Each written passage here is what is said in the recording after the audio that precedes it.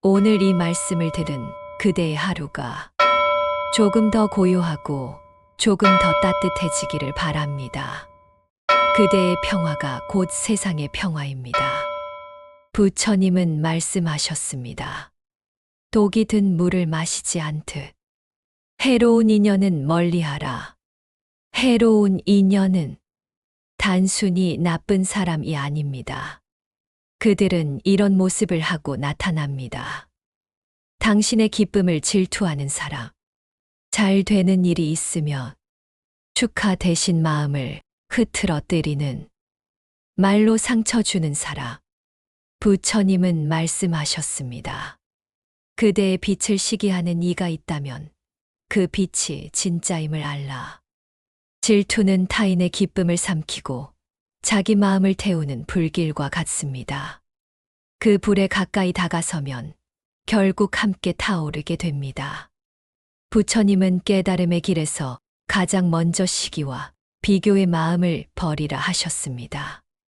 남의 기쁨이 곧 나의 복이 되지 못한다면 그 인연은 이미 해로움으로 물든 것입니다. 진정한 인연은 함께 웃을 수 있는 마음에서 시작됩니다.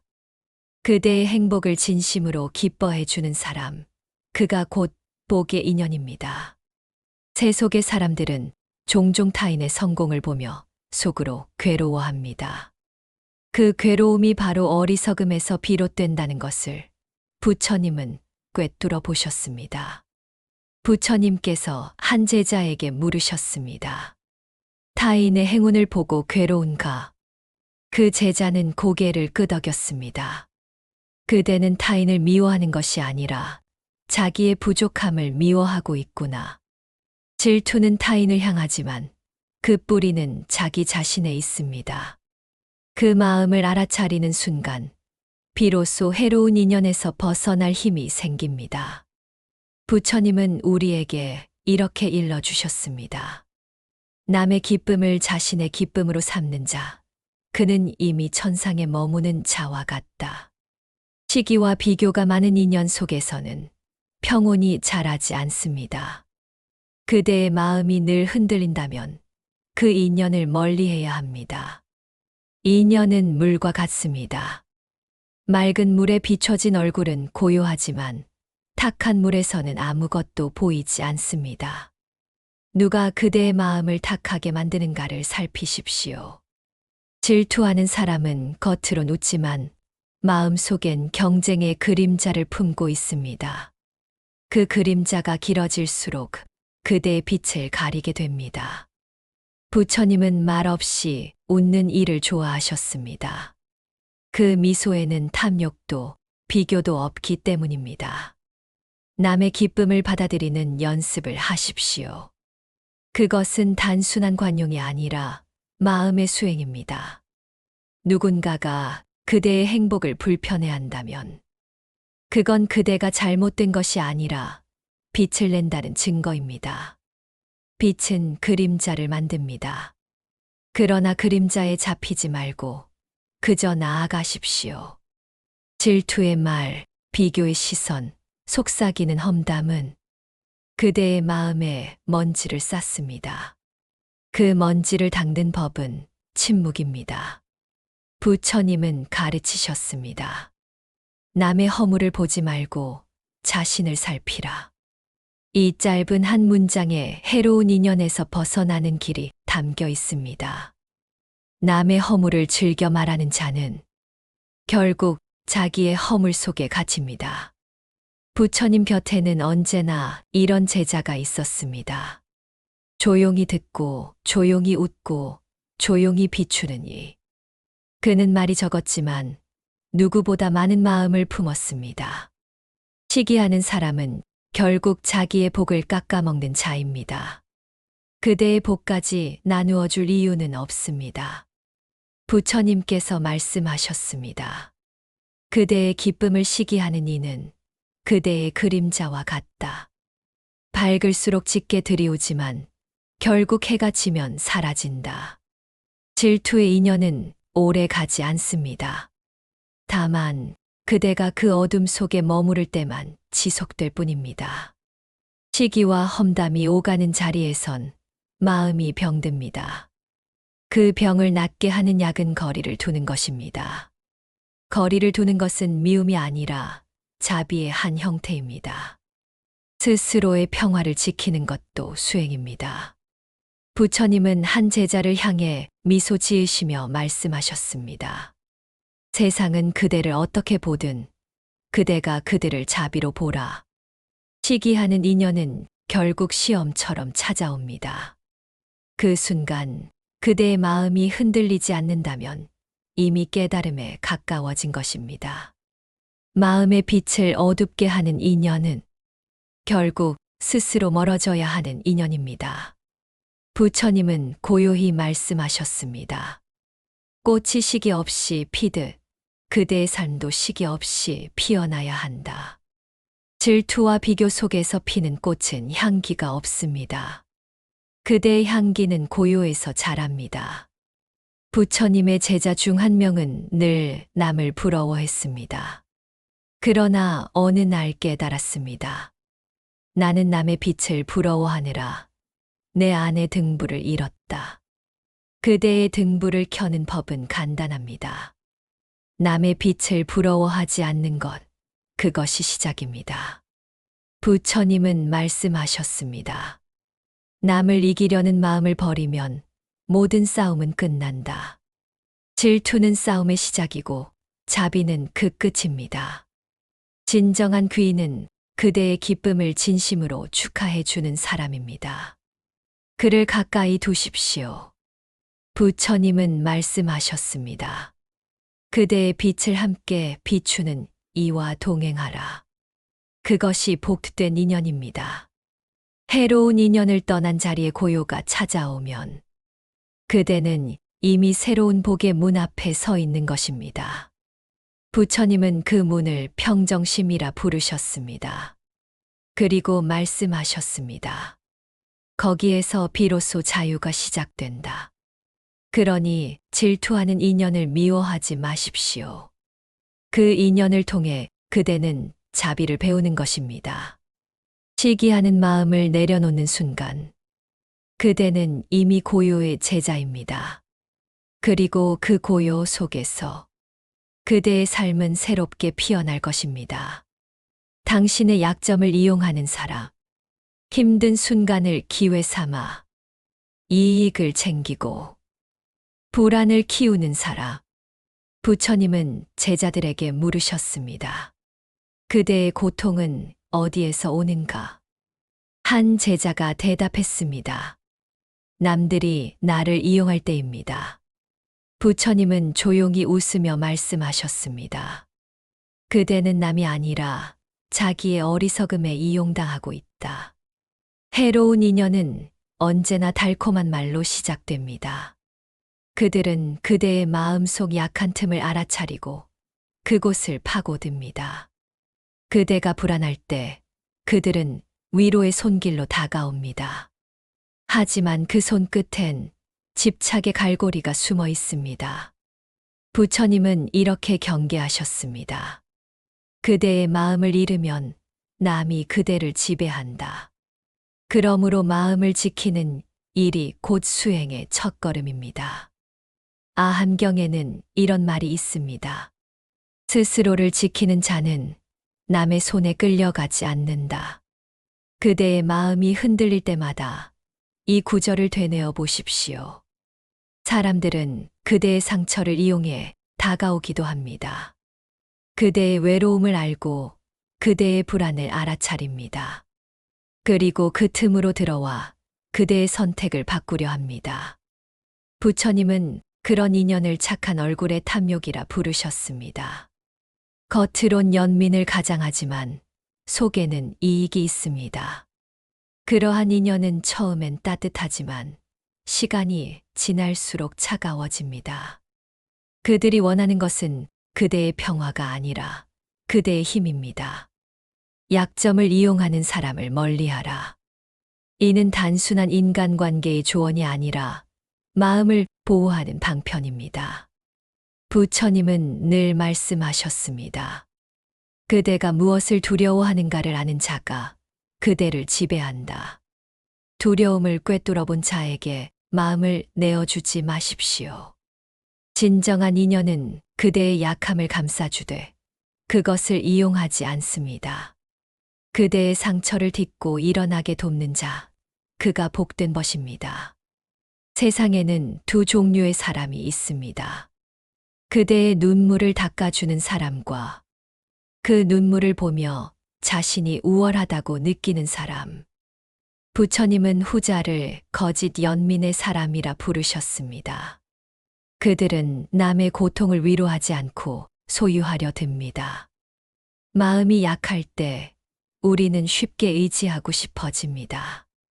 그러나 그 의지의 끝에는 또 다른 속박이 기다립니다. 부처님은 말씀하셨습니다.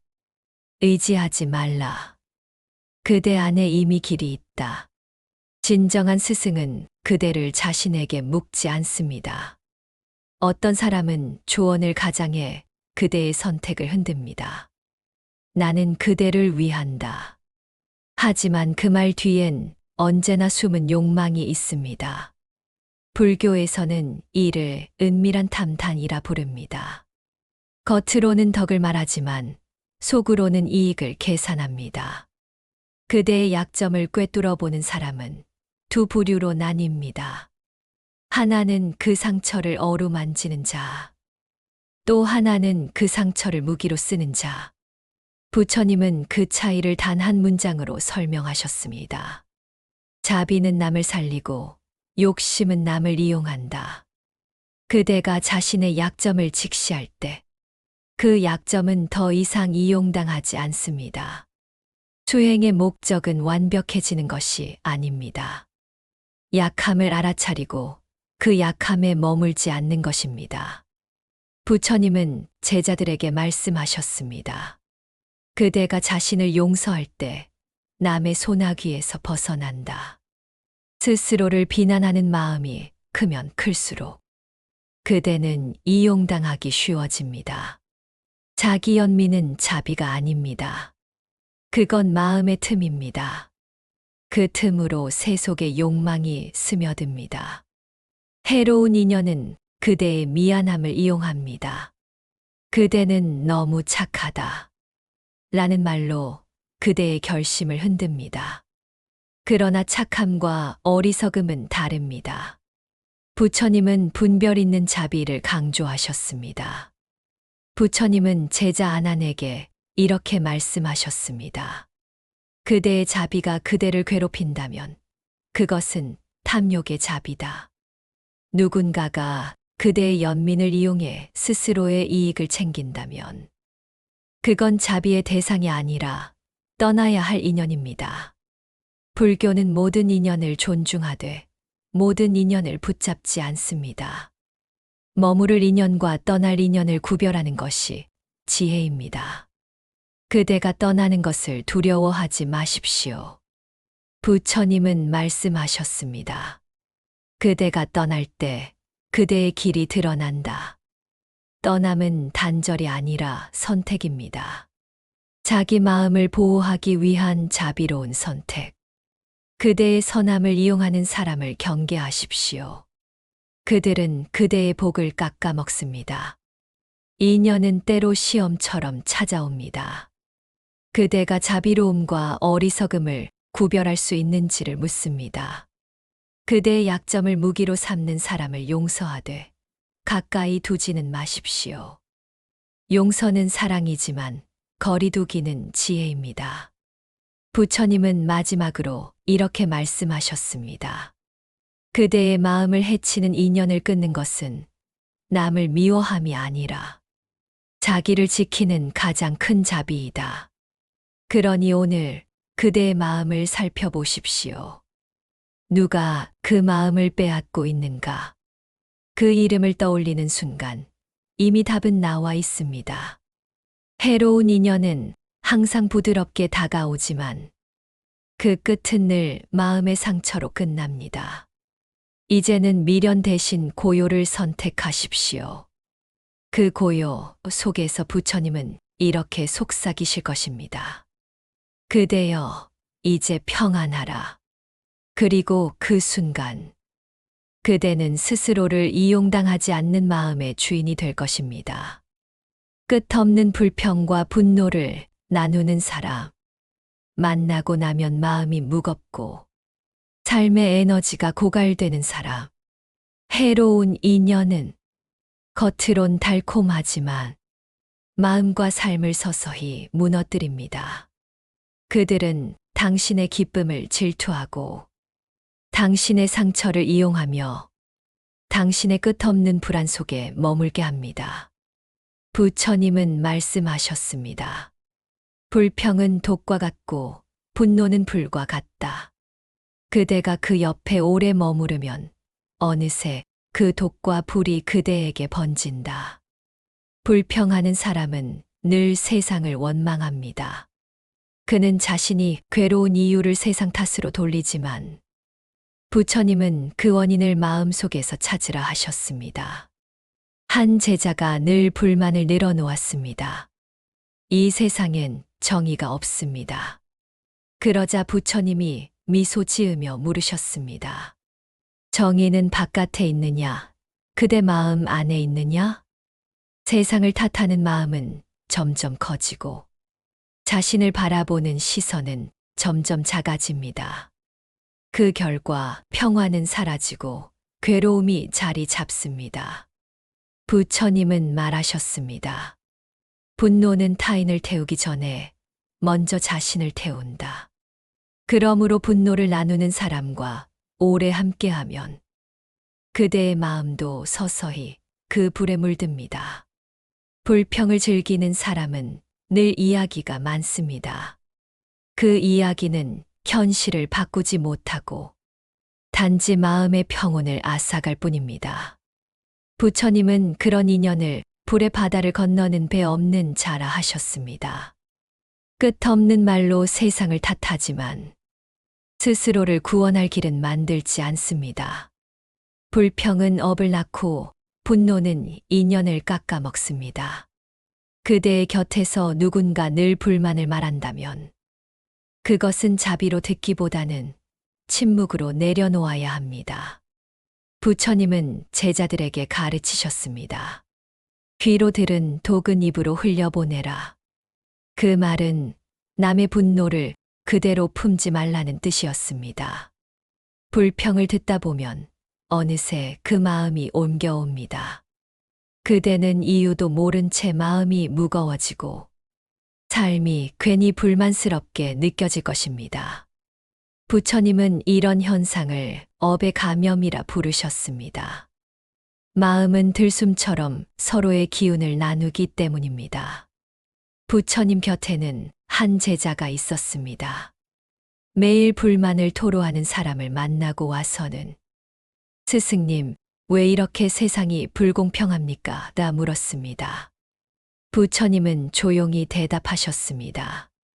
그대가 불공평을 본 것은 그대 마음이 이미 그와 같기 때문이다. 분노는 타인을 바꾸지 않습니다. 다만 그대의 평온을 앗아가며 마음의 문을 닫습니다. 불평은 순간의 위로처럼 느껴지지만 그 끝은 항상 공허입니다. 부처님은 말씀하셨습니다.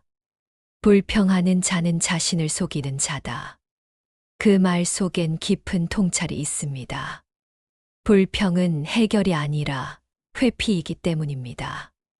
불만이 많은 사람은 늘 누군가를 희생양으로 삼습니다. 그리고 그 이야기에 귀 기울이는 사람까지 결국 어둠의 끈에 묶이게 됩니다. 그대의 평온을 지키고 싶다면 분노를 전염시키는 사람과 거리를 두십시오. 부처님은 함께 있는 것만으로 해로운 인연을 이렇게 설명하셨습니다. 그는 말로 독을 만들고 그 말을 들은 이는 자신을 해친다. 불평하는 사람의 언어는 칼과 같습니다. 그 칼은 상대를 찌르기도 하지만 결국 자신을 다칩니다. 부처님은 제자들에게 분노를 다스리는 법을 가르치셨습니다. 분노를 느낄 때 숨을 보라. 그대의 숨이 불길처럼 거칠다면 고요를 찾을 때이다. 세상은 불평으로 바뀌지 않습니다. 다만 고요한 자의 손에서 조금씩 변합니다.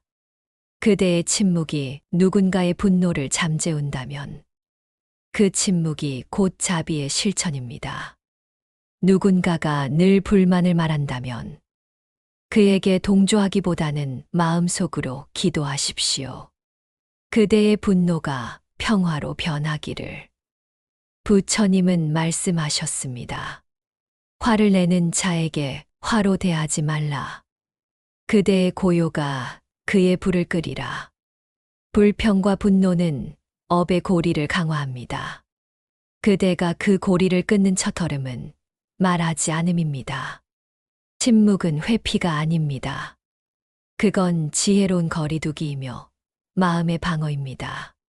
불평이 모이는 자리에선 결국 진심이 사라집니다. 그대는 그 자리에 오래 머물지 마십시오. 부처님은 제자들에게 이런 비유를 들려주셨습니다. 분노하는 자는 손에 불덩이를 쥔 자와 같다. 남을 던지려 하지만 결국 자기 손이 먼저 탄다.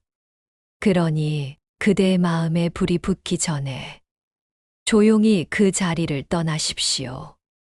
떠남은 비겁함이 아니라 지혜의 선택입니다. 그대의 평화를 지키는 것은 남이 아닌 그대 자신이기 때문입니다.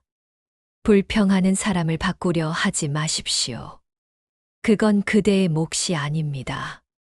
그대가 할 수 있는 일은 단 하나. 그 마음을 품되 물들지 않는 것입니다. 부처님은 마지막 설법에서 이렇게 말씀하셨습니다. 그대의 마음을 해치는 말을 멀리하라. 그대의 고요는 그 어떤 법문보다 깊은 수행이다. 분노와 불평은 들을수록 커집니다. 그러나 고요는 들을수록 넓어집니다.